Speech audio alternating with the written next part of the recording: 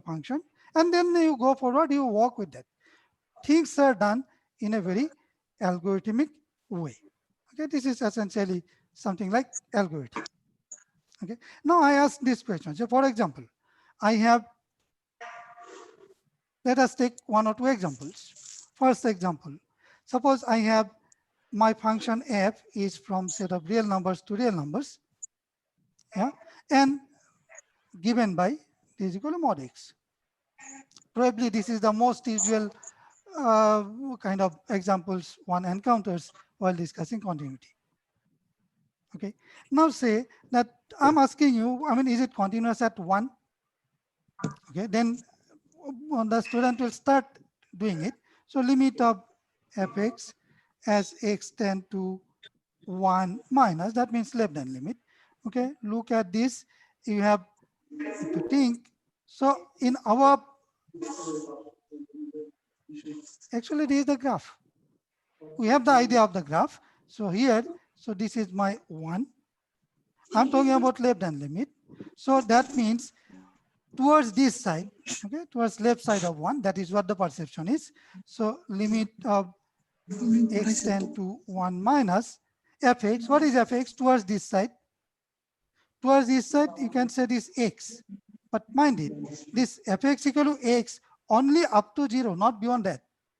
So because we are talking about something like limit, we are talking about something near this. Okay, I agree to this, and this is equal to 1. Similarly, your limit fx, sorry, fx as x tend to 1 plus the right hand limit, that is equal to 1. So therefore, and that is equal to f1. f1 is 1. Okay, modulus of 1 is 1. So therefore, the function is continuous at 1. Very good. So this is our intuitive idea. Okay, the approaching something that goes very nicely. There is no problem. Okay.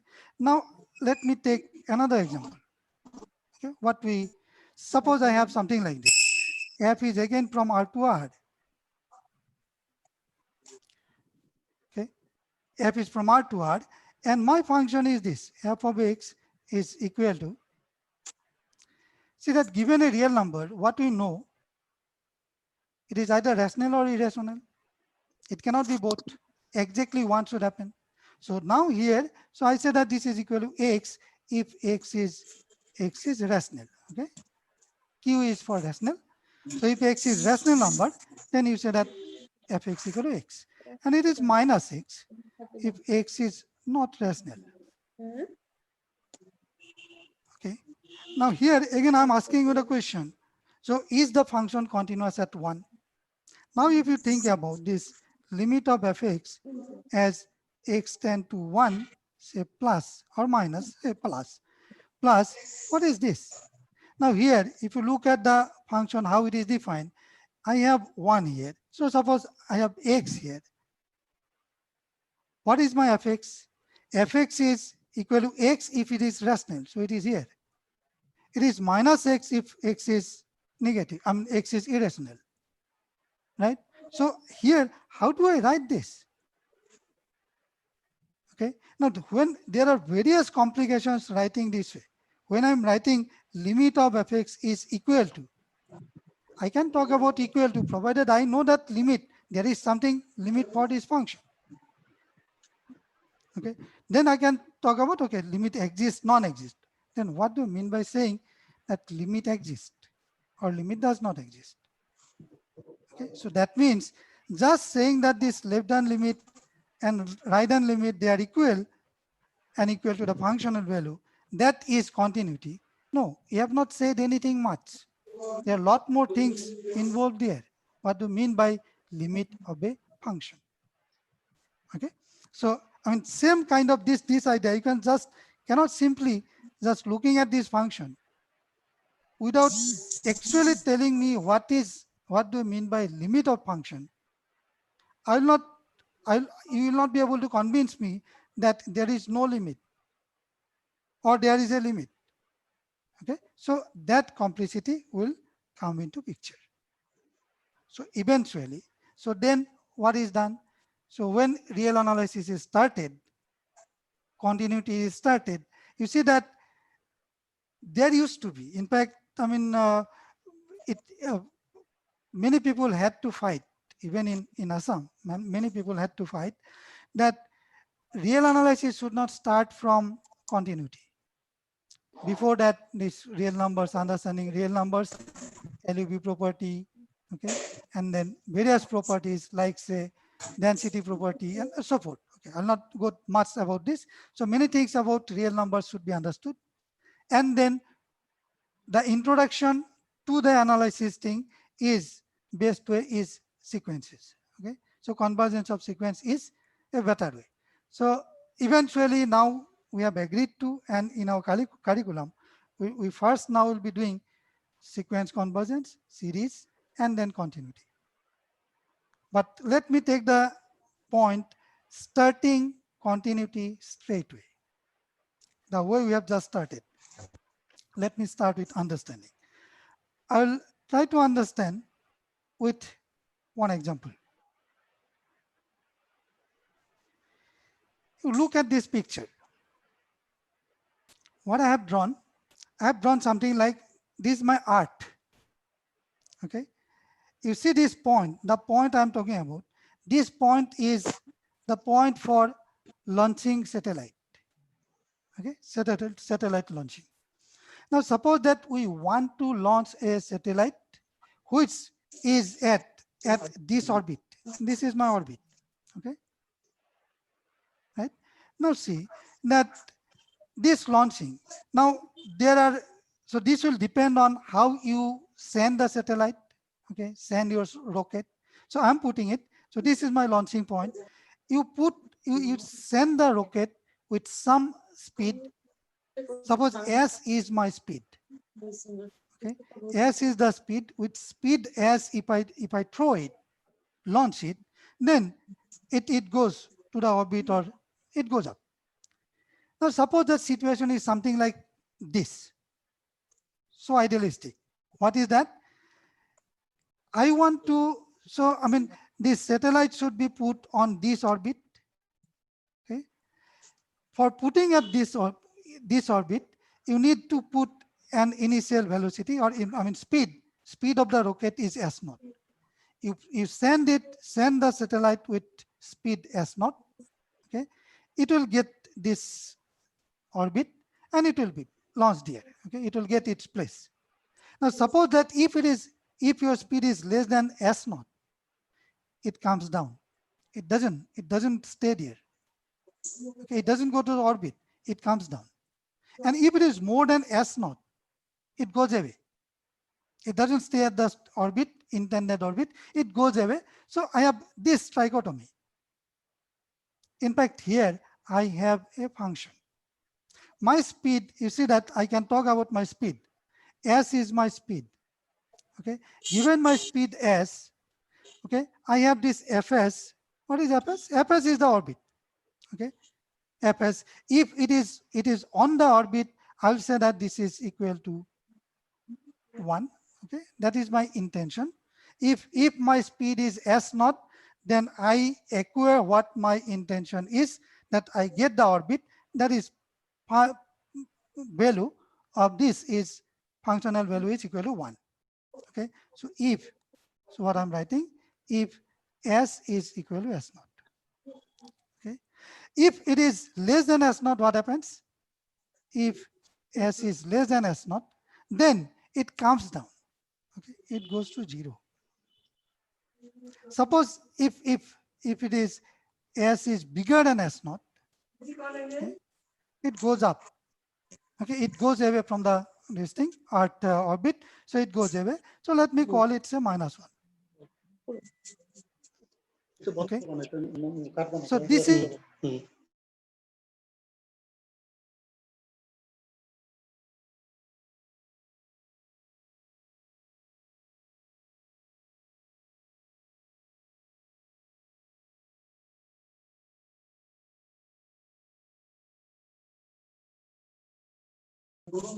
কি হলো ma'am sir কিভাবে যেটা গেল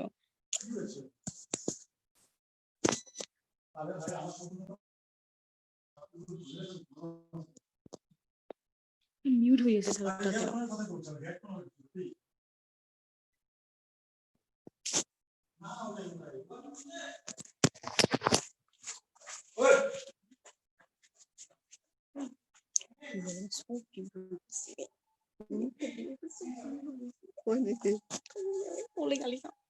দরকার নেই সব তো মিউটে নিজে কোন থেকে মিউট হয়েছে কই থাকে তো তুমি গুনিব নোৱাৰিবা না বেলেগে তো শুনি আছে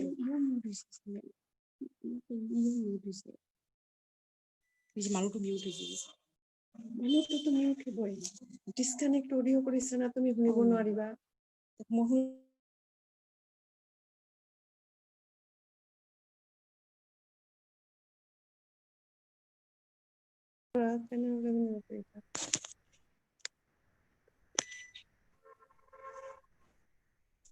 Please do not write on my wall.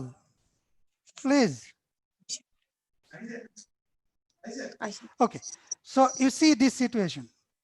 Now, I mean, giving the exact speed, S0 speed, it will depend on various parameters, various things. That is nearly impossible. If this is the situation for, say, NASA or ISRO, then they will never be able to place a satellite at any intended orbit, right? So why? Basically, this function we are talking about, this is it continuous, by the way? So if you see here, so if you look at this function, what it says, I have some, so of course, where this function is defined, function I am defining actually f from, so 0, infinity, so positive, speed is positive or non-negative, so these two are, I'm talking about this function. Now for this function, what is, so S0 is somewhere here, okay? If my speed is S0, then I get the intended, this thing, sorry, I get my value, this 1. If it is less than this, I get 0. If it is greater than this, I get -1. So function is not continuous. Okay, so this is a very pathetic situation. This is, luckily, our satellite system is not, I mean, launching satellite is not like that. Let's now see a practical situation. Okay, what practical situation is? You see here, again, I'm talking about satellite launching from this point. This is our intended, this orbit. I'm giving now a this thing. Suppose that this is at a height of R0 from the surface. So I want to launch my satellite at a height R0. So this is my R0 height from the surface. And I have, my calculation is that S0 is the exact, if I have exact speed S0, then my satellite will be placed here, and that is what my aim is. Okay. The point is, as I said you, that giving exact value of S0, I mean exact speed of my rocket to be S0, that is impossible. I tell you, impossible. Whatever measurement we do, we always go for approximation. We cannot give, you cannot be given one exact 1 kg of apple. Okay, so we have to live with approximations. So therefore, okay, so S0 is the requirement. So that should be the input speed.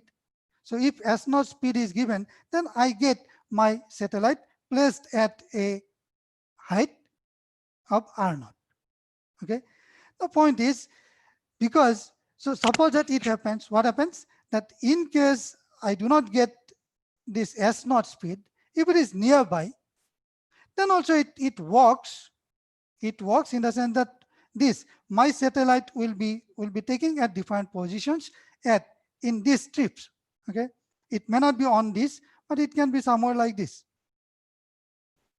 Okay, now that is what my point is. Now you see that again I have a function. Let me now talk about, I have given already a function here. What is my function? I said R. R is which function? R is actually the distance from the surface. That I call this R. You can call by any other name. R is, this R will depend on the speed I give to my rocket. Okay, so that is a function of this. Okay, so RS, so it is a function. So it is given by some function. Okay, so I don't know. I mean, this can be very complicated. Yeah. Now, this r is a function of this. Now, suppose that what I want. So what is given that r at s naught, if my speed is s naught, then this is equal to, what is that? This is equal to r naught. This is what I want. Okay. But point is, because I have a limitation, I cannot give exact value of s naught. Okay. Now suppose that we know that in case this is my r naught, suppose that if we can place my satellite in some strip, something like this, suppose I put it like this, in this strip, if anywhere I can place my satellite up to this, then it is done. Done in the sense that, I mean, the desired results which will be given by the satellite, okay, its stability, its desired working, okay. So that suppose that there is a tolerance, some amount of error I can, okay, it will do, we can live away with this. So suppose this is what, so if I can place my satellite in this strip, then I'm satisfied. Okay. So for that, then I'll see, then okay, if I want to put my satellite in this, okay, that what variation of speed I can afford. I cannot give exact, if I can give as near as this s naught, I can probably, I'll get near to my intended this orbit. But even if I cannot get that, I give slight this one. So I mean, if I can give sufficiently near this, the speed s naught, probably I'll get it. Now question is, if I want to place my satellite in this portion, how much error I can allow for my speed? Okay, so this is what I'm talking about.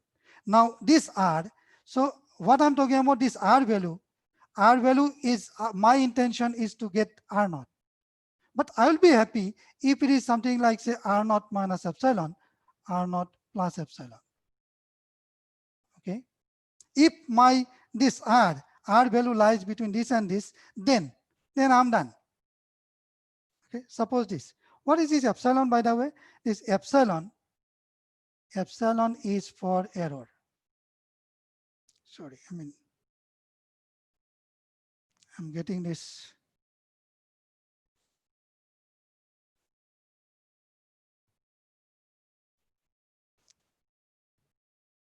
Yeah. This epsilon is for error. That's what it is. That's what, I mean, usually we use the word, I mean, letter, Greek letter epsilon. So this epsilon, so if my orbit, so if r, that is the, I mean, height from my ground, if it is between this and this, then I will get the desired results.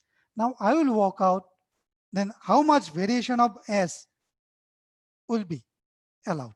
Okay, so that means I will try to see now see that what I'll see. Okay, if I have something like, say, s naught,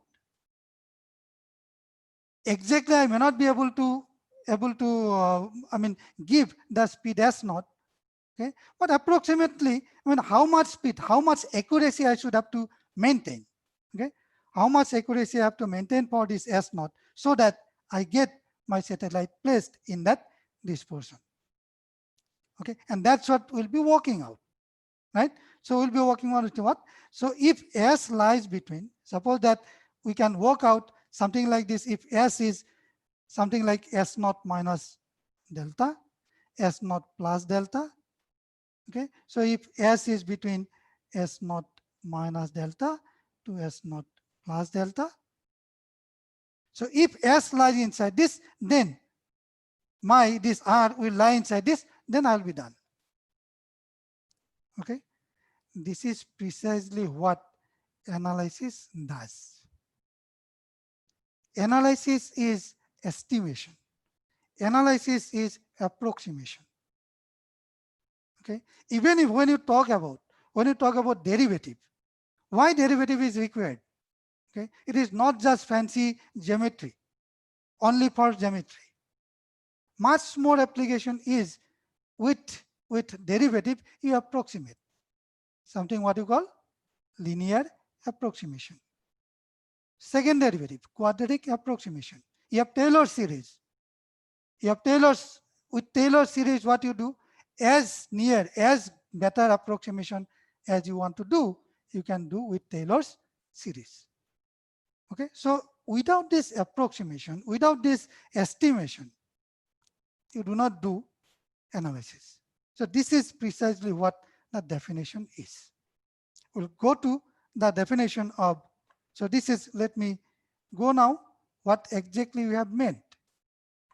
You see, that's what I think you are familiar now. You can see that this, the formal way you define continuity with these words. So let me write it, and then again we'll relate to this one. Okay, whatever we have just discussed.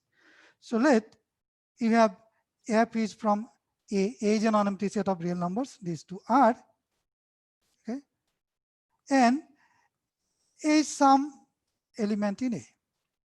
Okay, we say that this f is continuous at x equal to A if what?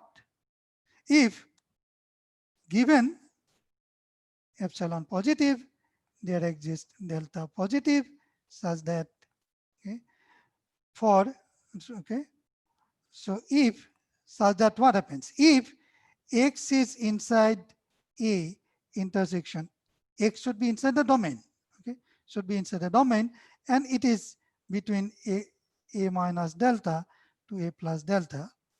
If this happens, then what happens? Then f of x lies between fa minus epsilon, fa plus epsilon. Okay. You see that what we do or what you have encountered. You did calculus, or we taught you calculus. Okay. And then when we started real analysis, when I asked you, okay, when I taught you what do you mean by continuous, a function is continuous at a point, I give you this definition. Okay. It becomes Greek. It becomes, I mean, how, where from this comes? Why this definition? Right? I think, I mean, almost each of us, I mean, barely, I mean, it seldom there will be a lucky person who had seen this definition with a teacher who actually makes him understand. Okay, this is a, anyway, this had been happening. Now I see, I relate what I wrote with you. Okay, I want my function to be, I mean, whether it is continuous at a point x equal to A. Okay, so this is what it says. This is my point A. Okay, I want what I want. I want that this is my FSA. Okay, we are biased. Always whenever we write real line and we write A, we always write towards the positive side. FA, positive side of Y. That should not be, but anyway, we are biased. I mean, human minds are very biased. So nevertheless, we live with it. So A is the point in A, and FA is its image. We say that F is continuous at A when if I can control my value of F around FA, if I control X inside A. Okay, that means X near A. So value of F around this means what? So this is something like this. What we want our output to be controlled. Okay, we want to have some output. That output is to be controlled. We want some approximate value. Okay, it doesn't go much beyond that. We want some kind of, I mean, limitation of error, not beyond that error. So that is what we are talking about. My functional value. So if I give an input around A, my output should not go beyond this. Is it true? Okay. So it should be true for every whatever amount of accuracy I want. Okay, so if I give you this accuracy, there should be something like this. Okay, if my input is this much accurate, then my output will be this much accurate. That should be guaranteed. I want to have my orbit along this in this strip. For this, what should be my accuracy of speed? So accuracy of speed is equal to S naught minus delta to S naught plus delta. So now I am sure. Okay, so I'll make my rocketing, I'll make my launching in such a way that my speed does not vary more than delta from S naught. Then I'm sure. Okay, so this is what is required, and that is what I mean. It is just saying that it is continuous. It is fine. I mean, this continuity we need. So continuity gives that guarantee. But that guarantee, so when you know that there is that guarantee, it is at times we actually will need to have, we need to find out that accuracy, this error estimations. Okay, so let me just write this in another way. You see here, x is inside this. X is, so when I write, so x is inside a minus delta, a plus delta. That means the distance between x and a is less than delta, right? So this is basically x minus a is less than delta, right? So that means what it says, if x is in a and x should be inside the domain, and this should imply, then what should happen? That what is this? This is your f of x minus f of a is less than epsilon. Fx lies between these two. Okay, fx lies between this and these 2 points. This means that your distance between fx and a, fa, is less than epsilon. Okay, so this estimation, I'll just take 2 or 3 examples, very simple examples. See that, I mean,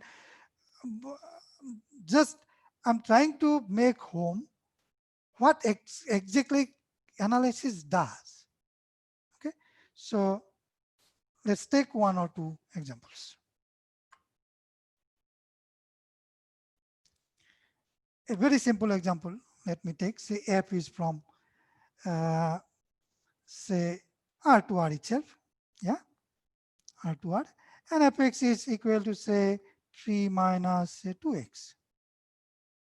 Okay, and now we take a is inside r. We know that this function is continuous. It's a polynomial, it's linear, it's a line, so it's continuous. But I'm talking about what we do, what estimation we need. I want to see this definition in here. So what do you mean by saying continuous at this? Provided this, whatever I have written, that is satisfied. While doing so, what we do, we produce, we back calculate, we want to see what's going on. Okay, so it says what, given some epsilon, you should be able to get a delta. Don't worry about epsilon, don't worry about delta. You think about this, how we can control this fx and fa, so distance. Okay, as I said that analysis is estimation, approximation, so start with that. I'm talking about a. So what is fa, by the way? Fa is equal to 3 minus 2a, right? So that means what is your fx minus fa? So this is equal to, so it is 3x, so 3 minus 2x, so this minus 3 minus 2a. Of course, this you'll find that this is equal to minus 2 times x minus a, right? This. So this, basically I want to estimate this distance of fx and fa. All right, so this distance. Now what you'll do, you see certain things. So we are dealing with modulus. Yeah? We are, I mean, so modulus is fairly, I mean, easy to handle. Certain properties are there, we all know. And on the other hand, we are Okay, while going ahead, so this is, can I write it like this? 2 times x minus a, because a is equal to modulus of minus 2 times modulus of x minus a. So I have this. Okay, so I have estimated like this.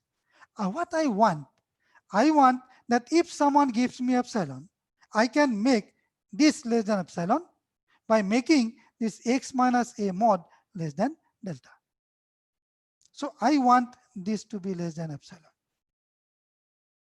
To have this estimation, this less than epsilon, what should be, when it is true, this will be true if x minus a mod is less than, yeah, it's clear to me. So this is less than epsilon by 2.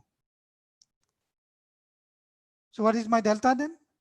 I'll choose epsilon by 2 as delta, right? So choose, so here you choose delta is equal to epsilon by 2. Now if you say that if x minus a, so then choose this. Then if I take x minus a is less than delta, means what? Delta equal to epsilon by 2. So this will imply what? This will imply me. So 2 times x minus a is less than epsilon. Okay. That means this is less than epsilon. So that means fx minus fa is less than epsilon. So at a, function is continuous. Simplest example. But this is how we work out. Okay. So let me do another.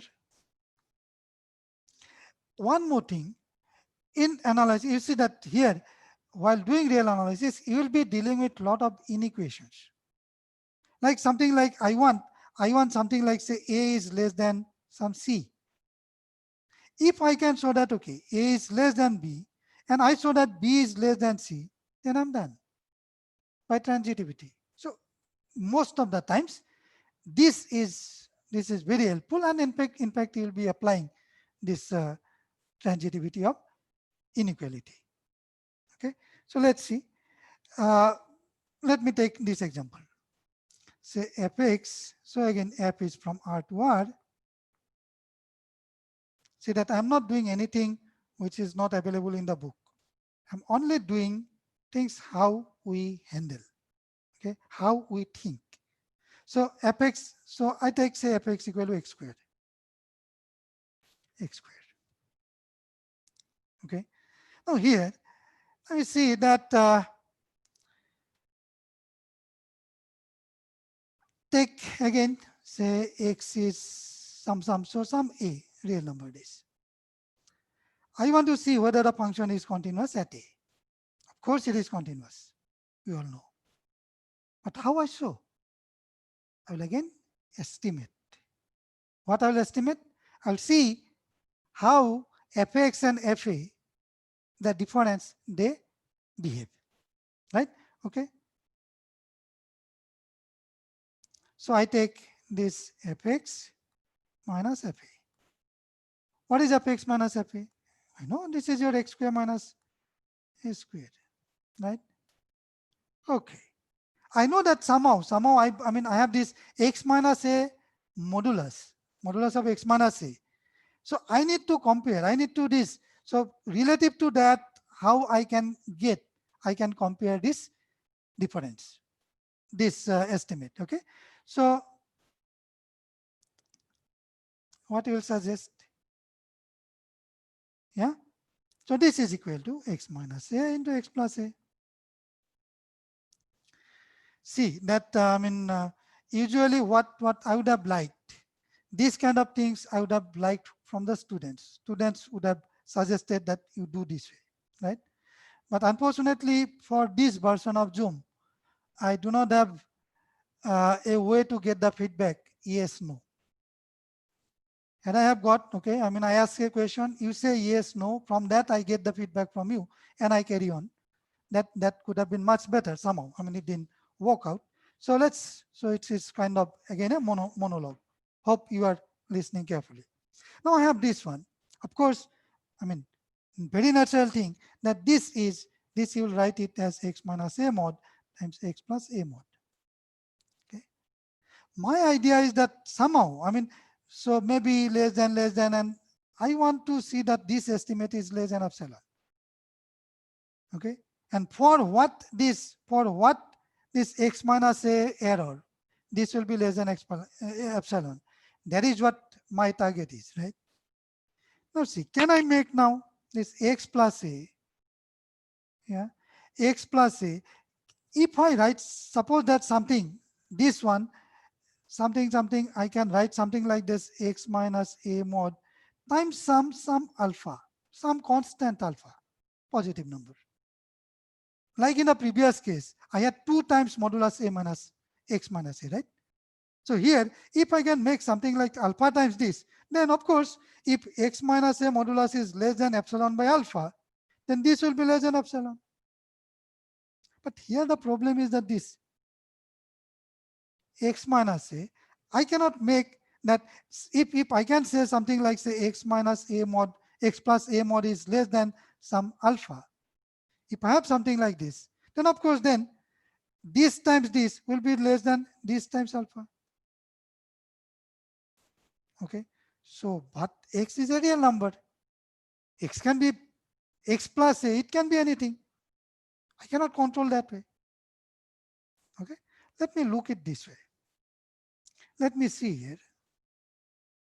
I have a somewhere here. Anyway, a may be negative also, right? Yeah. So here at one thing, let me do here itself. Let me do here. So this one, of course, can you make, so this can be 0, this can be x plus a. So can you make it less than something? Can I write it something like this? Modulus x plus modulus a. Right? So this is, I mean, it is in fact less than or equal to triangular inequality. Right? Okay. So therefore, this will be, I can write it now this. Now I have a somewhere. Okay. You see here, so for example, you have a somewhere here. Yeah, a is here. If I write, so if a is here, then modulus a is either here or this, right? So if a is either here or here, then modulus of a will be here. Okay. Now suppose I take modulus of a plus 1. Modulus of a plus 1. Okay.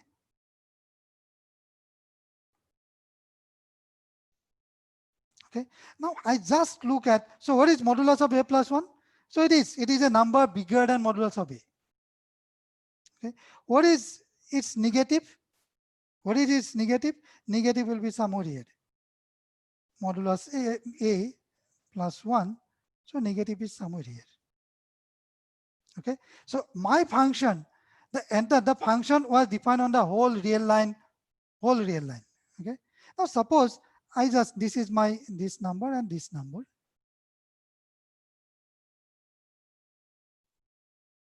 I look my function, my x is only here. My x is only here. Because x was x is any real number, it can go any further, right? So I truncate it. X where, okay, I mean, I take x only between, so modulus of a plus 1, sorry. Modulus of a plus 1 and modulus of a, okay, minus modulus of a plus 1. Okay. Now, if x is here, now suppose that x is somewhere here. What can I say? What can I say? X, modulus of x.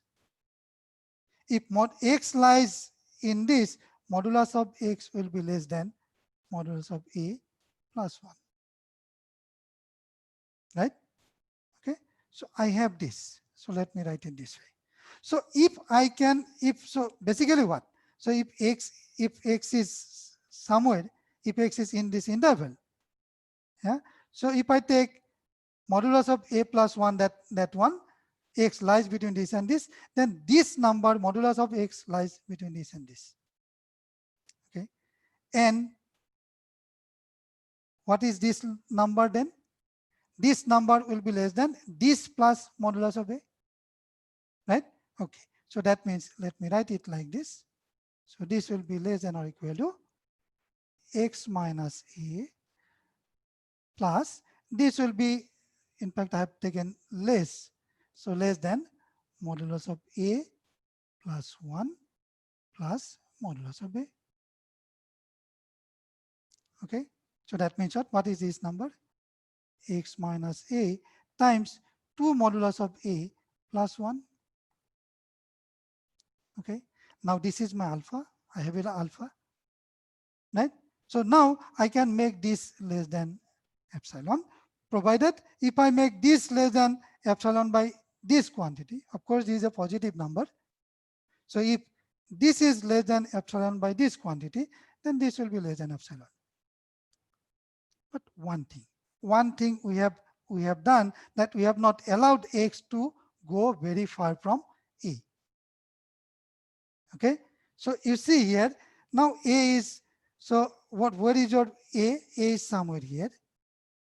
Yeah, now suppose that if you have here, so x, suppose that A from A to say A plus 1 and A minus 1. Okay, so if x lies between A minus 1 and A plus 1, this is your modulus of A, this is your modulus of A plus 1 minus modulus of A plus 1 plus, so that means this interval, A minus 1, A plus 1, it will lie inside this interval, and therefore modulus of x will be less than this, right? And therefore this thing, this entire quantity will be less than this. Okay, so that means if, so let me just write it, what if x is less, x lies between A minus 1, A plus 1, okay, and what you have, if x minus A is less than your epsilon divided by 2 modulus of A plus 1, okay, can you see what I've said? If x lies between A minus 1 and A plus 1, okay, here, and if modulus of x minus A is less than epsilon by this quantity, okay, this quantity, then fx minus fa is less than epsilon. Take a moment. You see what we have said? We have estimated fx minus fa. We worked out, so this is less than this. Okay, so you see that there may be several times I have estimated less than. Yeah, and then if this is less than this, then of course this will be less than this. So in a textbook, you see that the problem is this. In a textbook, you see what you'll get. So choose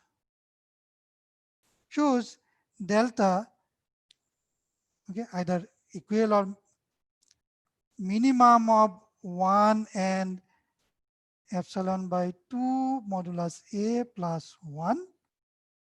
Then, okay, fx, you can verify that fx minus fa is less than epsilon. Okay, so you see here, if I just, if I give you this, who creates this? It is you who can create. If you start estimating, it is not something to be marked up.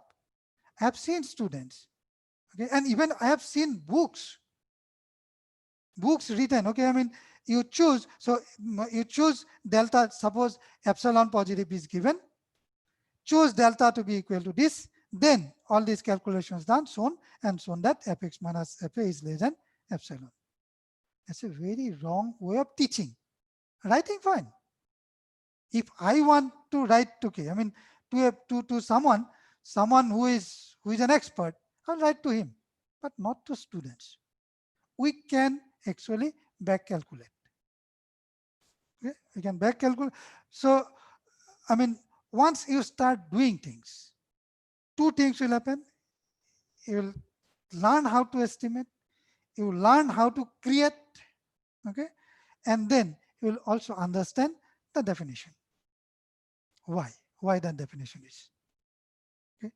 I think I'll not go further with these examples. So small examples you take up, try to work out on your own and see. Of course, again, you look at the books and see.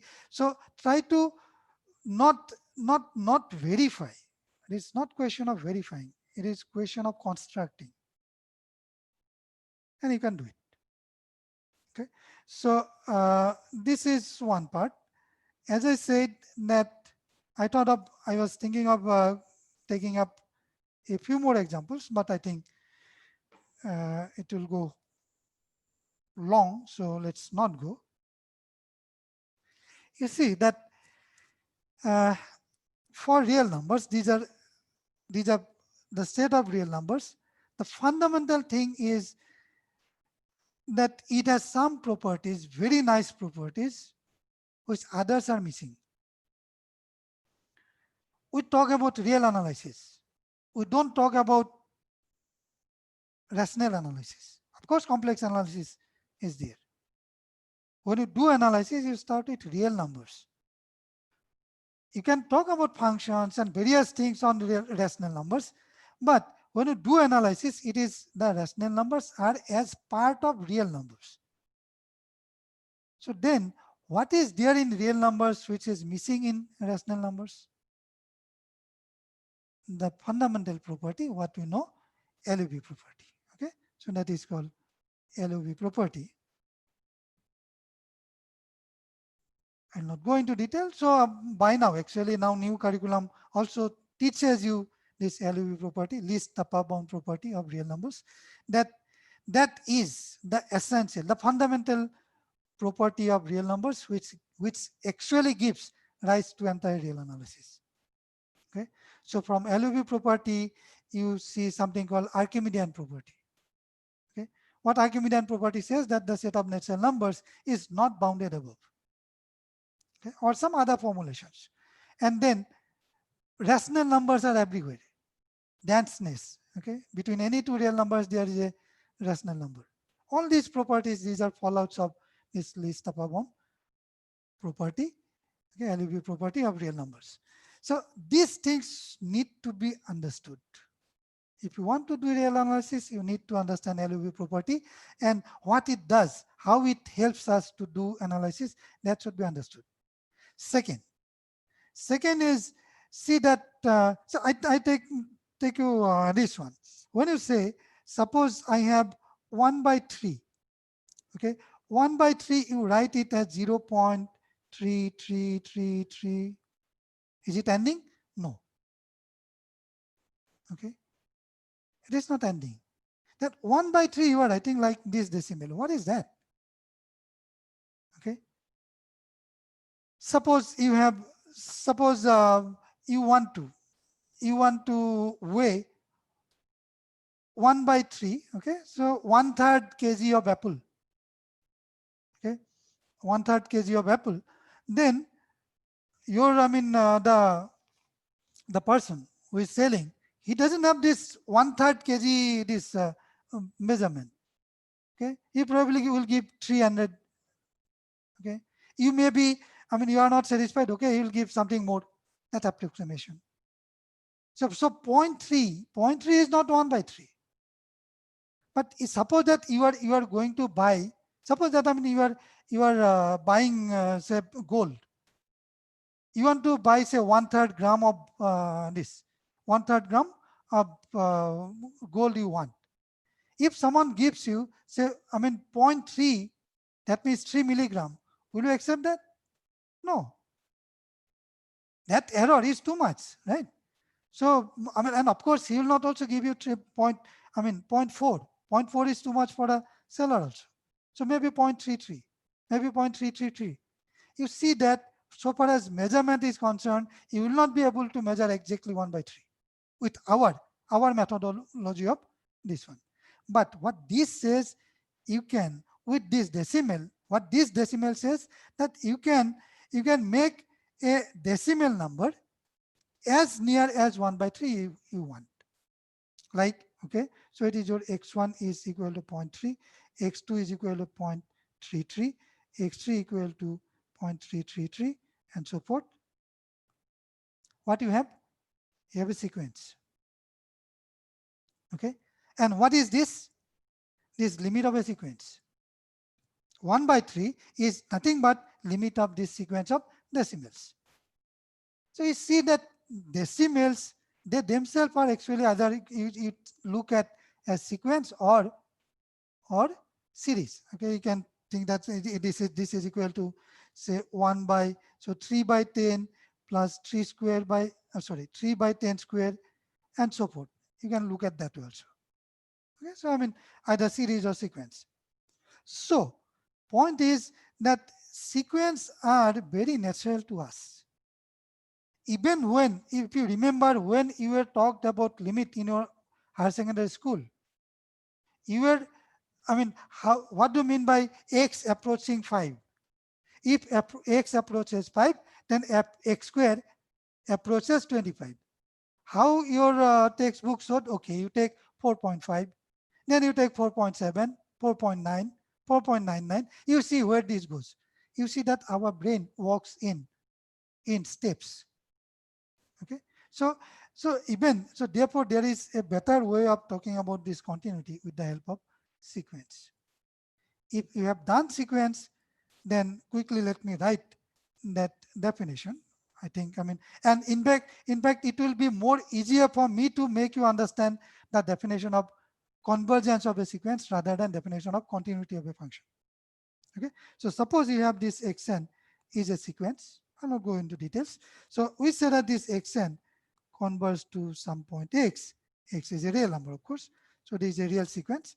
This, if again you say that given epsilon greater than 0, there is some n natural number such that, so for every n bigger than or equal to capital N, you have that xn minus x is less than epsilon. What does it mean? It means that, okay, I mean, if you have x is here, if you give me, okay, if you give me any epsilon, so this is epsilon, so that means it's x minus epsilon, x plus epsilon. You give me any estimate, I can approximate that point x by this sequence.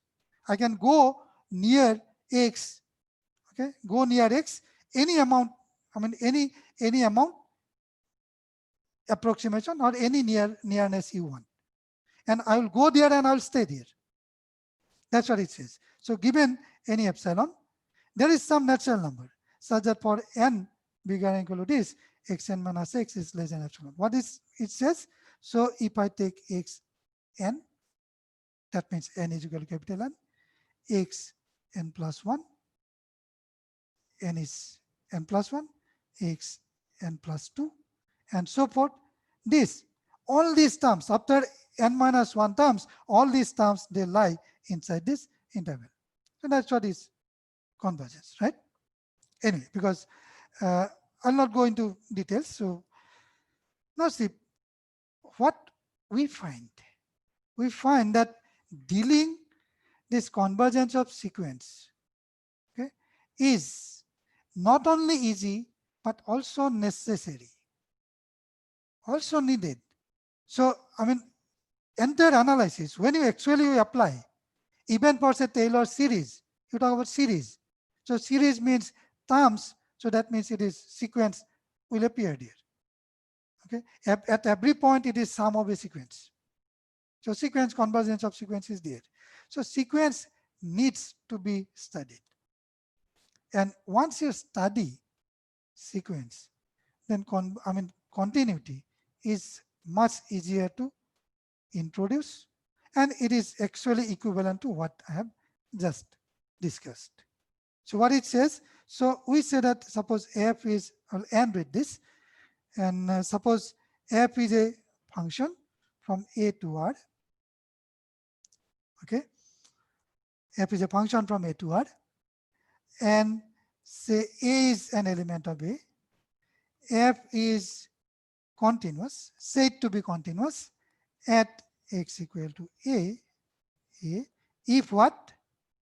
Okay, whenever, or rather, let me write why whenever. You take any sequence, xn in a, sequence of points in a in a domain, and xn converges to, I said converges to x. Okay, this that must give me that f of xn. Now f of xn, that is also a sequence. For each section xn, f of xn is a real number, so that's a sequence. So that should go to f of x, f of a. This says that this implies this. There is a quantifier involved. If you know what is quantifier, for every sequence, whenever there is a sequence xn going to x and terms are coming from a, whenever xn goes to x, f of xn goes to f of a. Sorry, I mean this should be a. Yeah. Whenever xn goes to a, f of xn should go to f of a. So this has advantage. In fact, how it can be done, as you see that, I mean, even good books like Bartley's Ebert also it does, and many books they do. So first you develop various ideas of convergence of sequence. You make the student capable of dealing with convergence of sequence. Sum of convergent sequence is convergent, product of convergent sequence is convergent. Okay, so these kind of results, then you apply them here for continuity. If you have done for sequences, you can simply bring them for continuity. And of course, you have to show that this definition, what I have given, this and the definition, epsilon delta definition, they are equivalent. And by that time, if you actually properly develop yourself, understanding convergence of sequence, deal with limits, convergence of sequence, and you can work with, and then we define and study continuity with the help of sequences. Then by that time, this definition is simply, the definition, epsilon delta definition, is simply a verification that a sequence, I mean, a function continuous at a point A by this definition, if and only if it is continuous by the definition epsilon delta. So I think I have taken much more time than allotted to me. So I stop here. Thank you.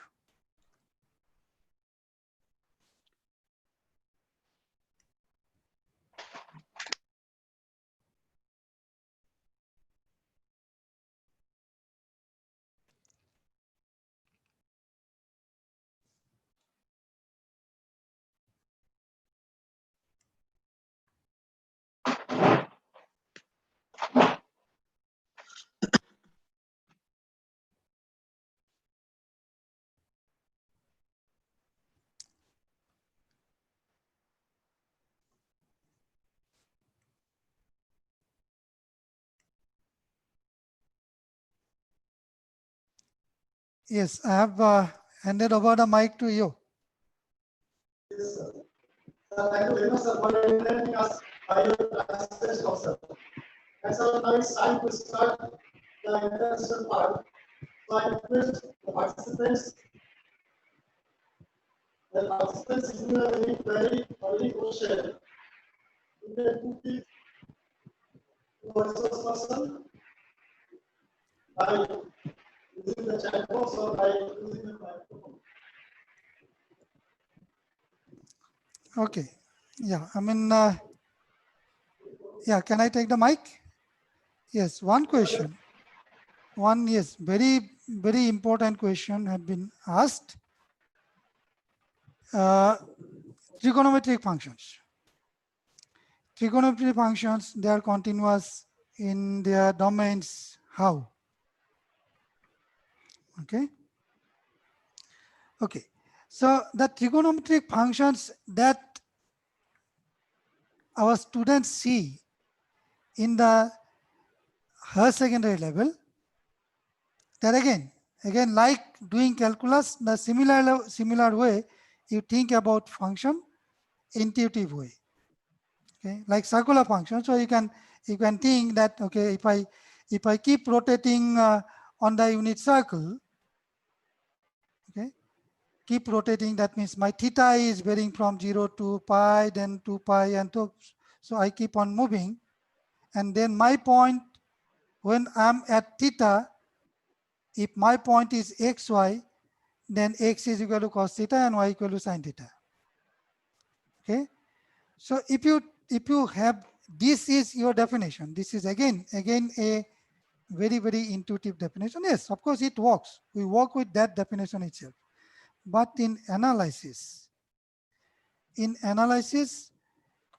these trigonometric functions, even exponential function, trigonometric function, exponential function, logarithm function, hyperbolic functions.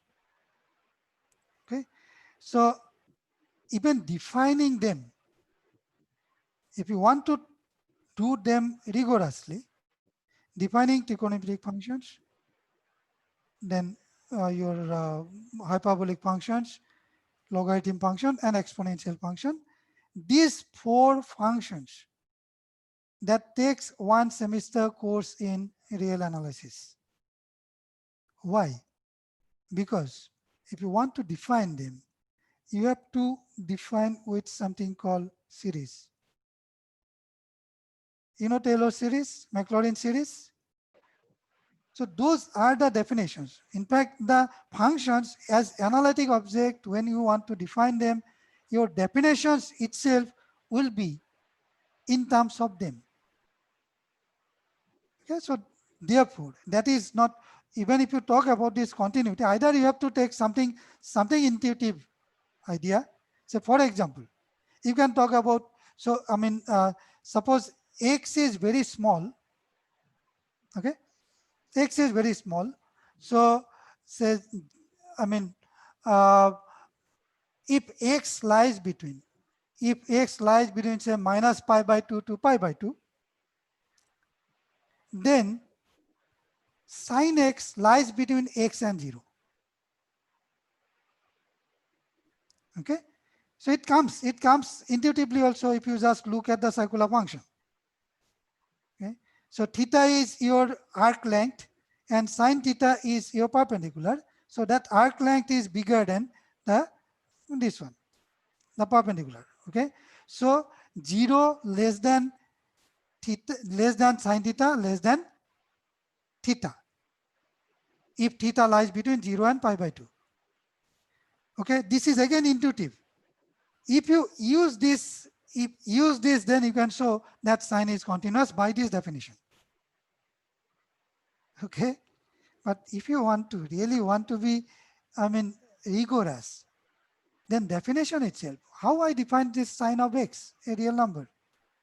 Okay, so that is, as you know, sine x is equal to what, x minus x cubed by 3 factorial plus x5 by 5 factorial and so forth. As a series, you define the function. Okay, so then defining continuity of this, so that requires some more maturity. Have I answered?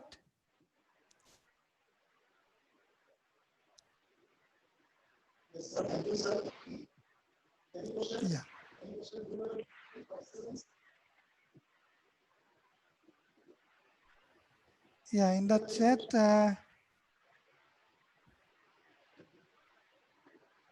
Oh, I see. I mean,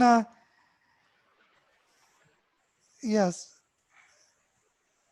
Dr. Dimple want to ask me one thing. I mean, sir, can you please explain the epsilon delta definition of continuity of functions with the help of graph? In fact, I have defined, I have used the graph without drawing the graph. If you see this, I did not draw the graph. Okay, so that means, what it means, that if you, should I go to the, just quickly I'll go to the,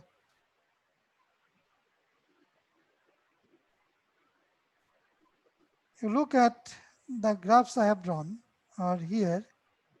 Okay, where I am here. You look at this.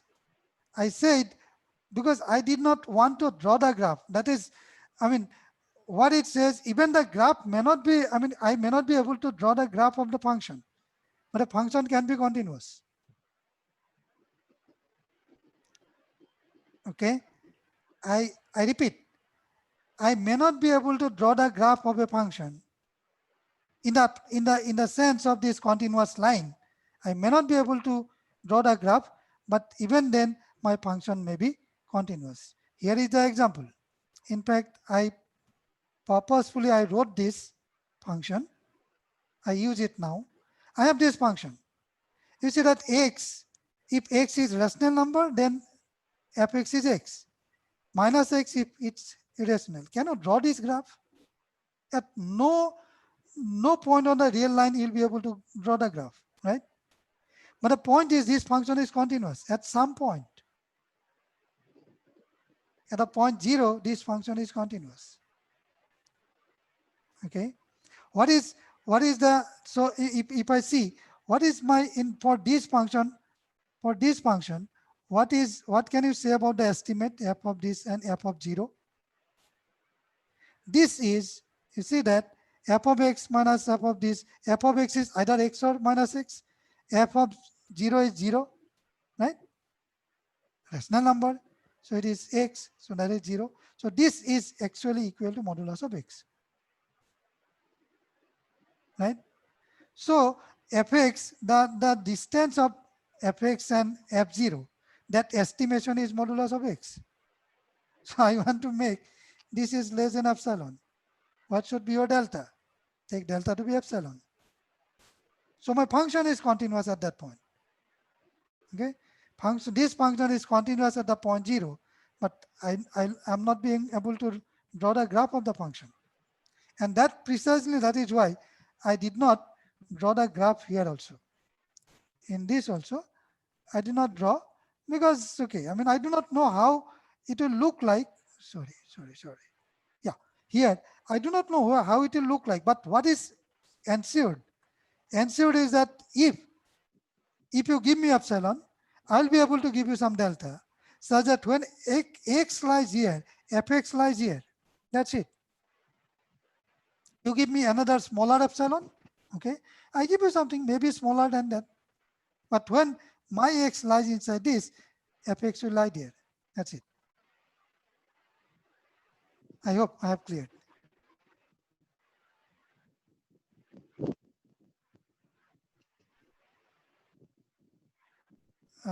One more question I can see. Can we directly comment on continuity of composite function where one function is continuous and other is not? See, it will depend on different situation. Continuous at, okay, continuous at, see that one way it is clear. One way it is clear that if a function f is continuous at a and g is continuous at fa is inside the domain of g, then my function g composite f will be continuous at continuous at x equal to a. Okay, but the converse is not true. Okay? Or even, I mean, even your question maybe this, you can create, see that my function, okay, my function, I give you this example. Okay, I give an example.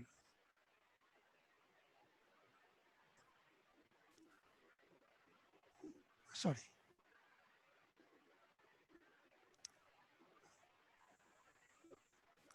I give this example. You have series. F is from R to R. F of x is equal to 0. It's constant 0 function. Okay? It's constant 0 function. Now g is this function. G is, again I say, g is from R to R. R to R.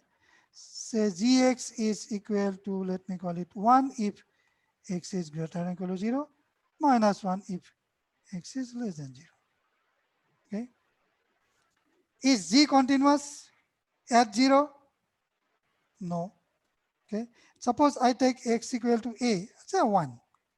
At 1, my function f is continuous. It's a constant function, right? It's a constant function. Now, what about G composite f? It's a function. Anyway, it's a function from R to R. Okay. You check whether this G composite function is continuous at 1 or not. My G function is not continuous at 1. F is continuous at 1. G is not, okay. G is not continuous at what? So what is your f of 1? F of 1 is equal to 0. Okay. So, and G at 0 is not continuous. Okay. Now, what is your G composite f, by the way? What is G composite f of x? G of fx. What is fx? Fx is 0. So, G0. And what is G0? G0 equal 1. So, G composite f is a constant function 1. Right? So, you see that f is continuous. True. Right? G is what? G is discontinuous at f of 1. But even then, G composite f is continuous. It can happen.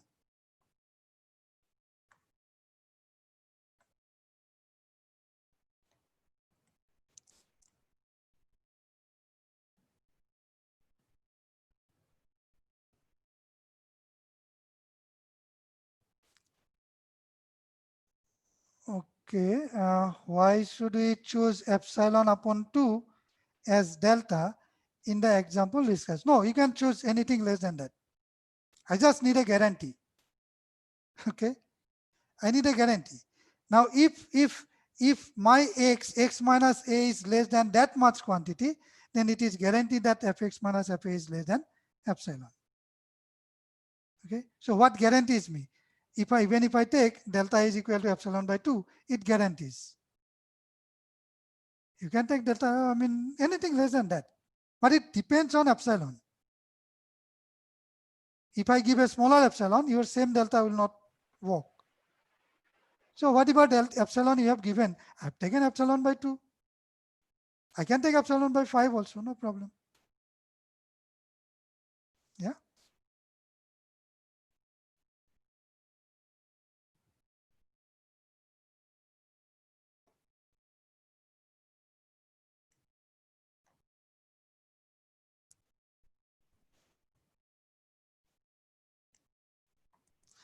Yeah, I comment on that. See that this thing, of course, I mean, with due importance, how, so many good books are there. They will be doing things. If you, I mean, only thing is that you keep questioning that why, how it has been taught that way. If you get the answer in the book, that is a good book. If something becomes cryptic, okay, I mean, something says that, okay, you take this and it will work. You don't know, I mean, there is no way out. You're finding out why this will work or why someone has thought this will work. Okay. At least in this learning times, when you are learning ABC of real analysis at this learning times, if that is not taught, then I don't think that is a good book. So that's why I should give an example of a good book. That's why I have given. So should we stop?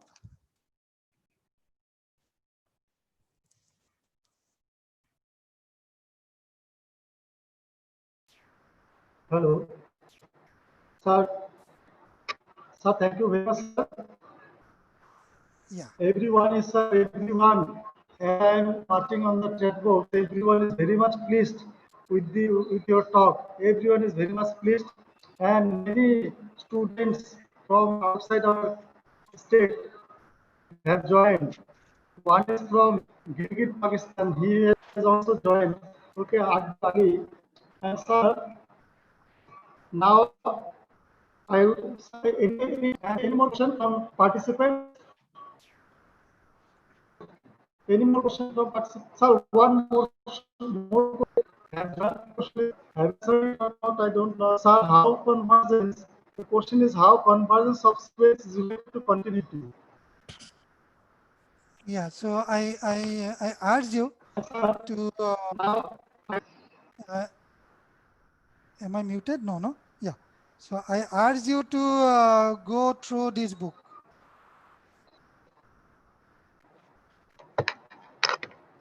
And not only this book, actually there is another book is Bartley and Sebert, okay, real analysis, the introduction to real analysis, or so. I mean that also does. Oh, right name. Okay, I mean I should share it again then.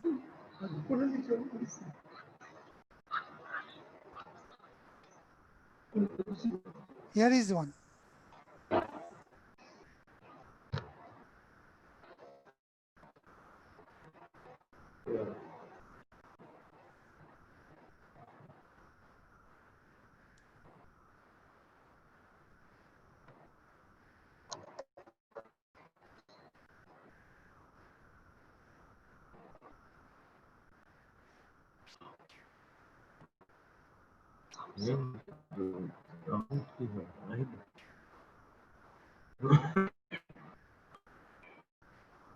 Hello.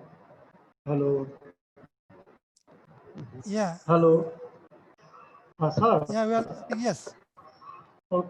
So any more question from the participants? Any question? I I think. think sir, no more questions, sir. Yeah, should not be. Of course, I mean, see, I there think are no more there will be questions, sir. questions, there will be questions, and of course, I mean, there will be answers from books, and also, I mean, uh, it is, as I said, it is for beginners. So I hope I have, I mean, initiated the beginning of learning real analysis. If someone has not started, but I know that there are, I mean, many of the teachers are here. I know, I mean, and I know several of MTDS participants are present in this, I mean, workshop, in this lecture today, and they are actually judging me. I know very well that, I mean, whether I'm doing justice as we do in MTTS. No? Yes. So I know many of you are conversant, maybe some brushing up, and maybe those the students who are struggling, maybe some I mean igniting some points in their mind. Hopefully it will work. Thank you. Thank you, sir. Thank you, sir. Actually, I really with the talk, sir. Actually, as I'm observing the course, everyone is very much pleased with this talk. So now, sir, I move on to the next part. I would like to request my esteemed colleague, my member of this webinar, Mr. Sanjay Kumar Thakur, to deliver a concluding speech with with a vote of thanks. Sanjay, please. Thank you, sir. Sanjay, please. Yes, sir. Yes, sir. So, very good evening, everyone. It's been very fascinating and very engaging evening. Here we come to end of today's webinar. It gives me a great pleasure to extend vote of thanks on behalf of Department of Mathematics, Science College, Kokrajhar. First of all, I would like to thank Dr. R.N. Sinha, principal of our college, for his valuable support and for motivating us to conduct the webinar. I extend my thanks to Dr. Mamunidhar, HOD, Department of Mathematics, Science College, Kokrajhar, for her precious support. My heartfelt thanks goes to Mr. Sudip De, Assistant Professor, Department of Mathematics, and coordinator of today's webinar. Sir, you have been exceptionally worked hard and tried your best for the success of the webinar. Thank you, sir. I extend my thanks to Mr. Babla Ghosh, Assistant Professor, Department of Mathematics, Science College, Kokrajhar, and convener of today's webinar. You have been exceptionally helpful and you have been behind the scene for past few days, sir. Thank you very much for your support. Now I extend my heartiest thanks to all the faculty members of Department of Mathematics, Science College, Kokrajhar for their support from time to time. I extend my thanks to IQSC, Science College, Kokrajhar, and especially Mr. Biswajit Nath, Coordinator IQSC, for your valuable support. Thank you, sir. My heartiest thank goes to Mr. Mrityunjay Brahmo, Assistant Professor, Department of Computer Science, for your technical support and very supporting for last few days. Thank you very much, sir. I am glad and thankful to all the participants. Most of them are faculty members and students from various universities, IITs, colleges of Assam, West Bengal, Bihar, Jharkhand, Karnataka, Delhi, Jammu, Haryana, Uttar Pradesh, Rajasthan, and from Pakistan. My heartiest thanks goes to all the participants for their valuable presence and support, which is highly appreciated. Now, finally, my heartiest thank goes to today's speaker, Dr. Bhava Kumar Sharma sir, Professor of IIT Guwahati. I think without you, sir, this webinar was not possible. Sir, this webinar was really motivating. You tried to make this session more attractive with participants. Sir, you have started from school level with a fraction, considering it as a speed breaker. And then you have started and you have explained the concept of continuity of a function at a point with some examples in a very neat and clear way, sir. Then you have discussed about the LUV property and then Archimedean property. Sir, you have also discussed the concept of continuity using the convergence of a sequence in a very clear way. And this was actually more, I think, more than a class, it was more motivation to students. You are just providing, I think you are trying to provide platforms to the students where they can motivate and where they can continue their further study. So sir, really thank you very much for this motivation and for this class, sir. You have been exceptionally excellent, sir. Thank you very much, sir. Hoping the same response from your side in future. We as human beings do best in worst situation. This COVID-19 teaches us all to learn digital and go digital. Stay home, stay safe, and take care. Here I conclude this webinar. Thank you all. Over to you, Sudeep, sir. One thing, thank you, sir. Thank you. Thank you very much, Sanjay Kumar Thakur. Thank you very much. But one thing I must say here that Mr. S. Thakur has done a tremendous job by taking technical side of this webinar. Thank you, Yeah. sir. The webinar was just because of him. Otherwise, it would have hardly been possible. Thank you, sir. Thank you very much again. It's a And very, thank you, yeah, all the participants, my yeah, teacher and my teacher and my teacher, Dr. Professor Bhava Kumar Sharma sir. Hello, sir. Hello. yeah. Sir, So it was a very are you good saying? teamwork. No problem. I mean, Yes, sir. it was a good teamwork, and you had wonderful participants. All were so, yeah. I could see that their presence, their I mean attention. Thanks. Thank you all very much. Okay. Good day. Goodbye. Thank you. Thank you so very much, sir. Thank you very much, sir. Thank you. So, Can I log in? Can I leave? Can I leave? yes, sir. Yes, sir. Yes, sir. Yes, sir. Okay. Yes, Okay. sir. Yes, yes, yes. Bye.